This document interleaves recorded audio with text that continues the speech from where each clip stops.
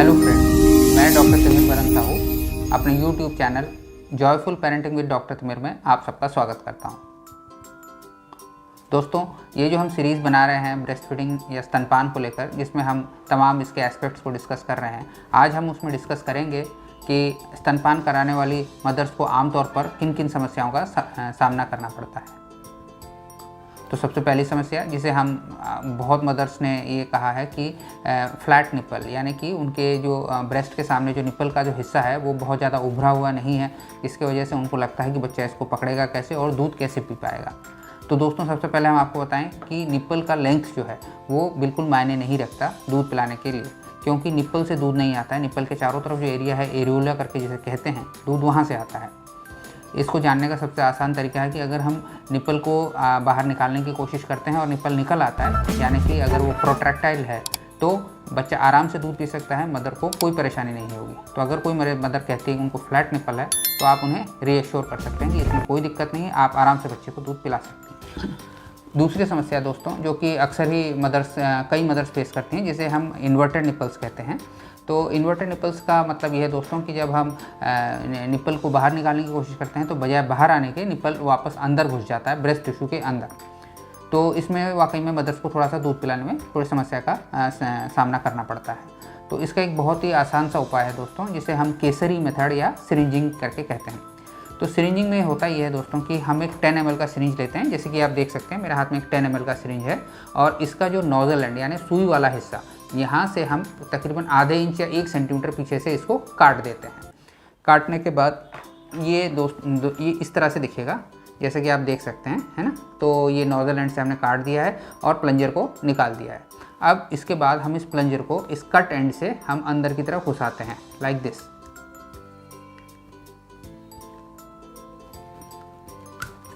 तो ये अब इस प्लंजर के जो है ये सिरिंज के बैरल के अंदर चला गया है, और ये जो स्मूथ वाला एंड है ये मदर के ब्रेस्ट की तरफ रहता है।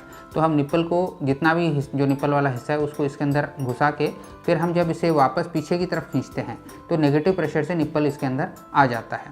इसको इस पोजीशन में हम थोड़ी देर के लिए रखते हैं, उसके बाद यहाँ से सक्शन ब्रेक करके इसको डिटैच कर देते हैं। हम ऐसा फिर से बार बार करते हैं, 4-5 बार करते हैं हर फीड से पहले। तो उसके बाद जब निपल थोड़ा सा बाहर रहता है तो मदर जो हैं वो इसे जो ब्रेस्ट का जो आखिरी हिस्सा यानी निपल और एरियोला को अपने हाथ से बच्चे के मुंह में इंट्रोड्यूस कर सकती हैं, जिसके बाद कि बच्चा जब उसे खींचता है तो निपल उसी पोजीशन में बना रहता है।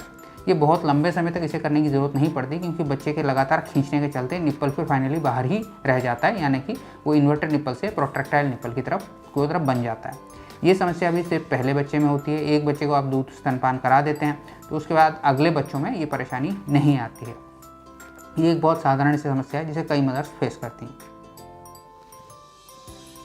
तीसरी समस्या जिसे कि हम सोर निपल्स या क्रैक्ड निपल्स कहते हैं, जिसमें कि निपल्स में दर्द होता है जब बच्चा दूध पीता है। तो दोस्तों, इसके सबसे मुख्य कारण ये है कि अगर बच्चे ने ठीक से निपल को नहीं पकड़ा है या ब्रेस्ट को नहीं पकड़ा है, जिसे कि हम इनकरेक्ट लैचिंग कहते हैं, क्योंकि आपने पुराने वीडियोस में भी हमारे देखा होगा जिसमें कि हमने टेक्निक को डिस्क्राइब किया है। तो उसमें आपने देखा होगा कि प्रॉपर लैचिंग में निपल और एरियोला दोनों बच्चे के मुंह के अंदर होने चाहिए, लेकिन अगर सिर्फ निपल का हिस्सा ही बच्चे के मुंह के अंदर है तो जब बच्चा ऐसे खींचता है तो माँ को दर्द भी होता है और इसीलिए सोरनेस या क्रैक्ड निपल्स की समस्या भी आती है। तो इसका समाधान क्या है? पहली बात कि हम बच्चे को प्रॉपरली अटैच करें। हमें कैसे पता चलेगा कि बच्चा प्रॉपरली अटैच है? इसको ये ऐसे पता चलता है कि अगर दूध पिलाते वक्त माँ को कोई तकलीफ़ नहीं है तब हम मानेंगे कि बच्चा प्रॉपरली अटैच्ड है। अगर माँ को तकलीफ़ हो रही है तो ज़रूरी है कि बच्चे को डिटैच कर दे और दोबारा अटैच करें फिर से, ताकि वो अच्छे से पकड़े। मान लेते हैं कि इसके बावजूद भी अगर दर्द हो रहा है और निपल्स में बराबर दर्द हो रहा है, तो हम क्या कर सकते हैं? पहली चीज़ कि हम निपल को बार बार दिन में कम से कम 2-3 बार गर्म पानी से थोड़ा धो दिया करें। थोड़ा निपल को हवा लगने दें ताकि वो अच्छे से ड्राई रहे। इसके अलावा जो हम कर सकते हैं कि माँ हर बार दूध पिलाने के बाद अपने दूध का अंतिम हिस्सा यानी हाइंड मिल्क, जो कि थोड़ा फैट रिच होता है, उसे वो अपने निपल के ऊपर लगा सकते हैं। इससे निपल का सॉफ्टनेस और उसका जो सपलनेस है वो बना रहेगा। ज़रूरी ये है कि हम दूध पिलाना बंद ना करें, दूध पिलाना जारी रखें सोर निपल्स या क्रैक्ड निपल्स के बावजूद भी। इसमें किसी प्रकार के मेडिकेटेड क्रीम का कोई स्थान नहीं है। एक साधारण सा माँ का ही दूध का हिस्सा, या अगर मदर इसमें कंफर्टेबल नहीं है तो थोड़ा सा देसी घी लगाकर भी ये क्रैक निपल्स की प्रॉब्लम को सॉल्व किया जा सकता है। एक और समस्या जो कि अक्सर मदर्स फेस करती हैं वो है ब्रेस्ट एनगॉर्जमेंट, यानी कि ब्रेस्ट का बहुत ज़्यादा फूल जाना, उसमें दर्द होना। तो इसका प्रमुख कारण दोस्तों यही है कि जब बच्चा पैदा होने के बाद शुरू में हम उसे माँ का दूध ना देकर, जब अगर हम उसे कोई डब्बे का दूध वगैरह दे देते हैं तो उस दौरान माँ का दूध तो बनता जाता है तो और वो ब्रेस्ट में भरता जाता है। नतीजा ये होता है कि मदर्स को बहुत ज़्यादा हैवीनेस फील होती है, ब्रेस्ट एकदम फूल के एकदम शाइनी हो जाता है और दर्द होता है उसमें। तो इसका समाधान क्या है? इसका समाधान सबसे पहला यही है कि भाई हम बच्चे को कोई डब्बे का दूध ना दें और माँ के दूध पर ही लगाएं, ताकि बच्चा माँ का दूध को खाली करता रहे और ब्रेस्ट में इतनी फुलनेस की फीलिंग ना हो। दूसरी बात, अगर ऐसा है कि ब्रेस्ट एनगॉर्जमेंट है तो जाहिर सी बात है कि बच्चा इतने टाइट ब्रेस्ट को बच्चा अपने मुंह में नहीं ले पाएगा। तो ऐसे में एक आसान तरीका ये है कि आप मैनुअली थोड़ा सा दूध को निकाल दें ताकि ब्रेस्ट सॉफ्ट हो जाए और उसके बाद फिर बच्चे को उसको ऑफ़र करें। अगर दर्द ज़्यादा है तो आप हल्का एक गर्म पानी की सिकाई भी कर सकते हैं, जिससे कि अगेन ब्रेस्ट थोड़ा सा नरम हो जाएगा और उसमें से आप दूध निकाल पाएंगे। तो ब्रेस्ट एनगॉर्जमेंट अगेन एक बहुत ही टेम्परेरी सी बात है और बहुत ही एक शॉर्ट टर्म प्रॉब्लम है, ये कोई लंबी समस्या नहीं है। एक और चीज़ जो मदर्स फेस करती हैं कभी कभी वो है ब्लॉक्ड डक्ट्स। ब्लॉक्ड डक्ट्स का मतलब ये होता है दोस्तों कि अगर हम बच्चा जो है ब्रेस्ट के एक हिस्से को ही पीता रहता है तो जो निप्पल के चारों तरफ एरियोला में कई सारे जो दूध के पैसेजेस या मिल्क डक्ट्स होते हैं, तो उनमें से अगर कोई डक्ट्स यूज़ नहीं हो रहे हैं तो ग्रेजुअली उसमें दूध जो है वो गाढ़ा हो जाता है और वो उस डक्ट को ब्लॉक कर देता है। तो उसमें मदर को कैसे पता चलता है कि उनको एक गांठ जैसा फील होता है निप्पल के ठीक पास यानी एरियोला के अंदर, तो उससे आप जान सकते हैं कि यहाँ पे इस हिस्से से दूध नहीं आ रहा है। इसीलिए वहाँ पे एक टेंडर स्वेलिंग यानी कि एक गांठ जैसी महसूस होती है जो हाथ लगाने पे थोड़ा दर्द होता है जिसमें। इसका समाधान ये है दोस्तों कि हम बच्चे को अलग करें, उसकी पोजीशन चेंज करें और उसे बार बार दूध उस अफेक्टेड ब्रेस्ट से ही पिलाएं, ताकि बच्चा वो उस जो ब्लॉक डक्ट है उसको भी खींचे और उसमें से दूध निकल आए। दूसरा तरीका ये है कि भाई मदर को हम थोड़ा सा पेन रिलीफ देकर उनको कह सकते हैं कि आप मैनुअली भी उस दूध को निकाल सकते हैं, एक्सप्रेस कर सकते हैं। That is the another way to do it.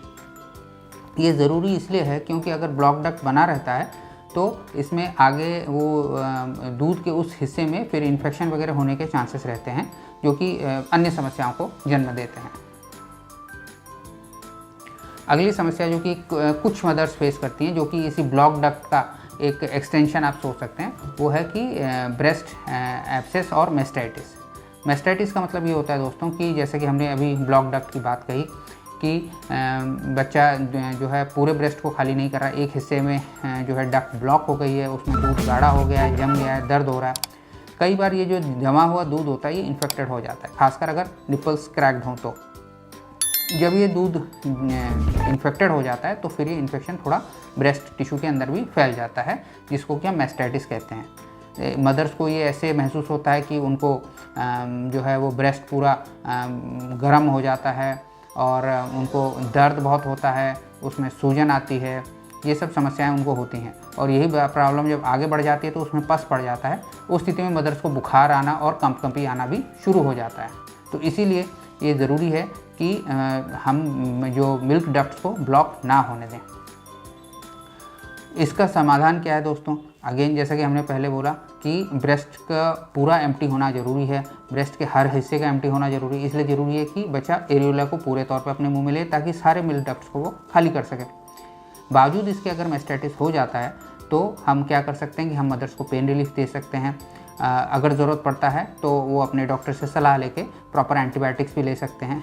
In case अगर उसमें वो पस पड़ गया है और एब्सेस हो गई है तो एक चीरा लगा के उस एब्सेस को ड्रेन करने का भी ज़रूरत पड़ सकता है। तो ये आप अपने डॉक्टर से सलाह लेके ये सब कर सकते हैं। ज़रूरी बात यह है दोस्तों कि इस दौरान भी हमने उस ब्रेस्ट से दूध जो है पिलाते रहना है बच्चे को, ताकि बच्चा जो है उस ब्रेस्ट में और दूध इकट्ठा ना हो और इन्फेक्शन ना बढ़े। आखिरी समस्या जो कि मदर्स फेस करती हैं वो है कि लीकेज की समस्या, यानी कि कई बार उनको लगता है कि बच्चा जब दूध नहीं पी रहा है तो भी दूध ज़रूरत से ज़्यादा बह जा रहा है और कपड़ों को गीला कर रहा है, इस तरह से। लेकिन हमें मदर्स को ये समझाना है कि ये बहुत टेम्परेरी सी समस्या है और ये एक exaggerated milk let down reflex यानी कि का ही एक वर्जन है।